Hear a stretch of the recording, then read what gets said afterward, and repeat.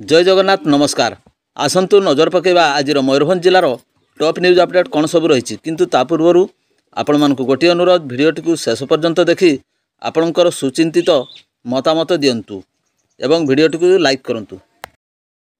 आजर प्रथम खबर कुसुमघाटी जंगल में मिलता नरकंकाल चिन्हट पर हम डीएनए टेस्ट। मयूरभंज जिलार बांगरीपशी निर्वाचन मंडली अधीन बड़गाँ बीट्र कुसुमघाटी जंगल 2 दिन पूर्व एक नरकंकाल उद्धार करा तेबे यही कंकालटी कहार एवं मृत्युर कारण बर्तमान सुधा अस्पष्ट रही। तेबे ए नरकंकाल विषय जानापी यार डीएनए टेस्ट करा थाना अधिकारी दिवा 4 घटका समय सूचना प्रदान कर। परवर्ती खबर निकट अतीत जम्मू काश्मीर होता आतंकी आक्रमण को नहीं देशव्यापी सुरक्षा व्यवस्था कड़ाकड़ी करा बेले मयूरभंज एसपी वरुण गुंठुपाली निर्देश क्रमे हाई अलर्ट थिबा मरड़ा पुलिस बुधवार संध्या 6टारू राति 11टा पर्यंत ओडिशा पश्चिमबंग सीमांत टुकुपलिशा ठारे नाका चेकिंग करने सहित अंतराज्य यातायात उपर तीक्ष्ण नजर रखा आरंभ कर। बुधवार मरड़ा थाना अधिकारी सुमित कुमार सोरेन निर्देश क्रमे थाना एसआई मंजुलता बेहरा सदल बले ओडिशा पश्चिमबंग सीमांत टुकुपलिशा ठारे नाका चेकिंग आरंभ कर। अंतराज्य चलाचल समस्त गाड़ी मोटर गाड़ी गुड़ी को तन्न तन्न करी जांच करने आरंभ कर। मोरडा ठारू टुकुपलिशा दे पश्चिमबंग को गलाबाट थिबा बेले अधिकांश समय अंतराज्य काठ माफिया समेत गह माफिया माने तस्करी यही रास्ता को व्यवहार करथांती। तेणु सांप्रतिक स्थिति को दृष्टि रखी मोरडा पुलिस यहाँ कड़ाकड़ी चेकिंग करने सह आईन श्रृंखला परिस्थिति उपर नजर रखिथिबा नै मोरडा थाना अधिकारी सुमित कुमार सोरेन प्रकाश करछंती। परवर्ती खबर बाघड़ा छकटारू पश्चिमबंग को रास्ता अवस्था बेहाल रास्तार जगिछि जम।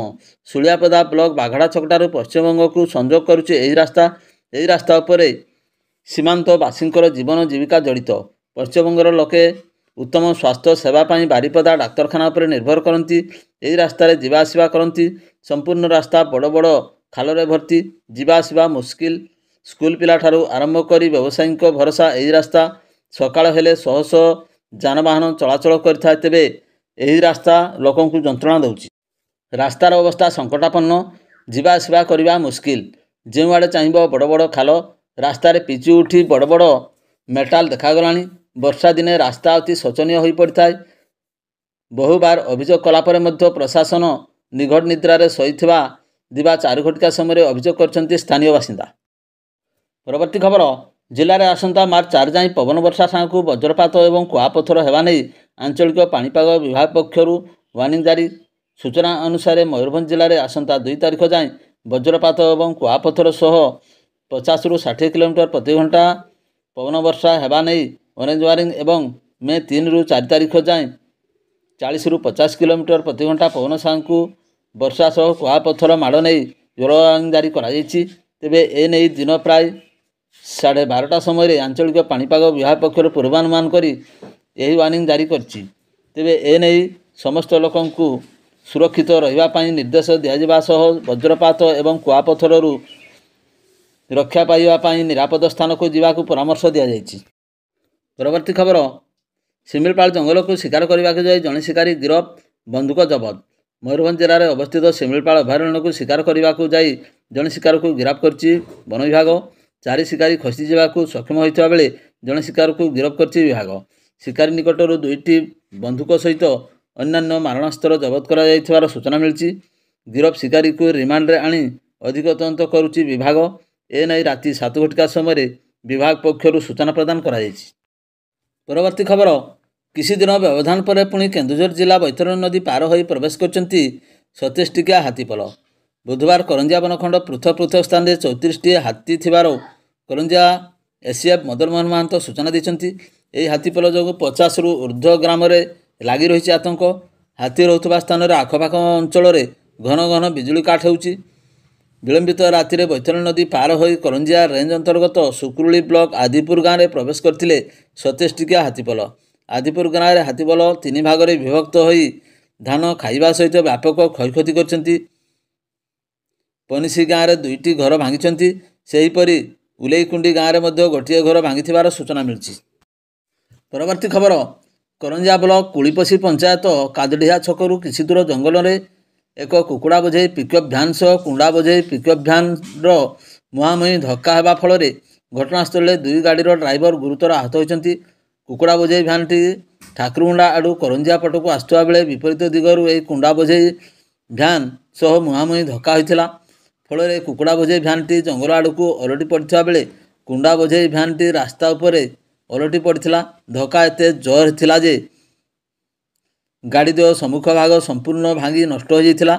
ଖବର ପାଇ ପୋଲିସ ଏବଂ ଅଗ୍ନିଶମ ବିଭାଗ ଘଟଣାସ୍ଥଳକୁ ଯାଇ ଡ୍ରାଇଭରଙ୍କୁ ଉଦ୍ଧାର ପରେ ଚିକିତ୍ସା ପାଇଁ ପଠାଇଥିଲେ।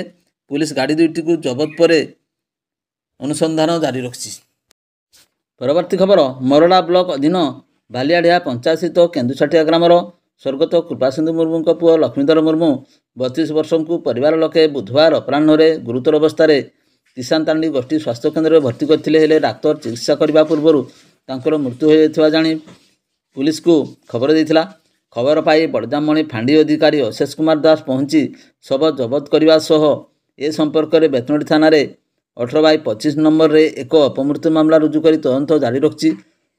ଗୁରୁବାର ଶବ ବ୍ୟବଚ୍ଛେଦ ହେବ ଆସିଲେ ମୃତ୍ୟୁର କାରଣ ସ୍ପଷ୍ଟ ହେବ ନେଇ ସୂଚନା ଦେଇଛନ୍ତି। ଅପରପକ୍ଷରେ ମୃତକଙ୍କର ପରିବାର ପକ୍ଷରୁ ଲକ୍ଷ୍ମୀଧର ଗତ କିଛିଦିନ ଧରି ଜ୍ୱରରେ ପୀଡ଼ିତ ଥିବା ନେଇ ପୁଲିସକୁ କହିଛନ୍ତି।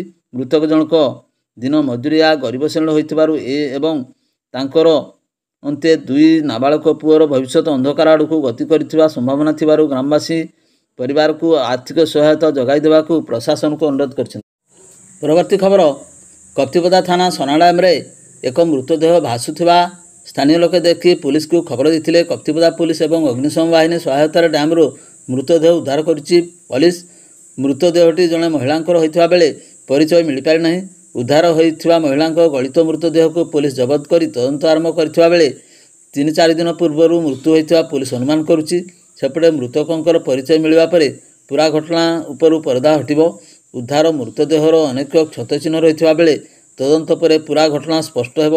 ଏ ସମ୍ପର୍କରେ ଏକ ଅପମୃତ୍ୟୁ ମାମଲା ରୁଜୁ ହୋଇ ତଦନ୍ତ ଜାରି ରହିଛି। ପରବର୍ତ୍ତୀ ଖବର, ବୈଶିଙ୍ଗା ଥାନା ପରିସରରେ ଶନିବାର ସନ୍ଧ୍ୟାରେ ଆମ ପୁଲିସ ସମିତି ବୈଠକ ଅନୁଷ୍ଠିତ ହୋଇଯାଇଛି। ଥାନା ଅଧିକାରୀ ବାରିଣୀ ଦାସଙ୍କ ଅଧ୍ୟକ୍ଷତାରେ ଅନୁଷ୍ଠିତ ବୈଠକରେ ବୈଶିଙ୍ଗା ଥାନା ଅଧୀନ ବିଭିନ୍ନ ପଞ୍ଚାୟତରେ ଥିବା ପୁଲିସ ସମିତି ସଦସ୍ୟ ଉପସ୍ଥିତ ଥିଲେ।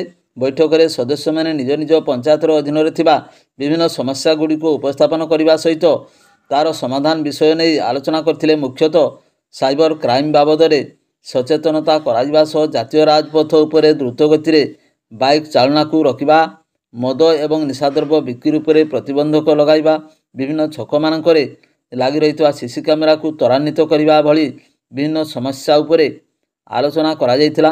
ବୈଶିଙ୍ଗା ଥାନା ଅଞ୍ଚଳରେ ମୁର୍ଶିଦାବାଦ ଅଞ୍ଚଳରୁ ଲୋକଙ୍କର ସଂଖ୍ୟା ବୃଦ୍ଧି ପାଉଥିବା ନେଇ ସଦସ୍ୟମାନେ ଚିନ୍ତା ପ୍ରକଟ କରିଥିଲେ। ଏହାକୁ ଭିତ୍ତି କରି ଥାନା ଅଧିକାରୀ ବାହାର ରାଜ୍ୟରୁ ଆସିଥିବା ବଙ୍ଗ ଭାଷାଭାଷୀ ଲୋକଙ୍କର ପରିଚୟପତ୍ର ଯାଞ୍ଚ କରିବା ସହ ଘର ଭଡ଼ାରେ ଦେଇଥିବା ମାଲିକଙ୍କୁ ମଧ୍ୟ ତାଗିଦ କରାଯିବ ବୋଲି ପ୍ରକାଶ କରିଥିଲେ। କୌଣସି ସନ୍ଦିଗ୍ଧ ବ୍ୟକ୍ତିଙ୍କୁ ଦେଖିଲେ ପୁଲିସକୁ ଖବର ଦେବାକୁ ଥାନା ଅଧିକାରୀ ପ୍ରକାଶ କରିଥିଲେ।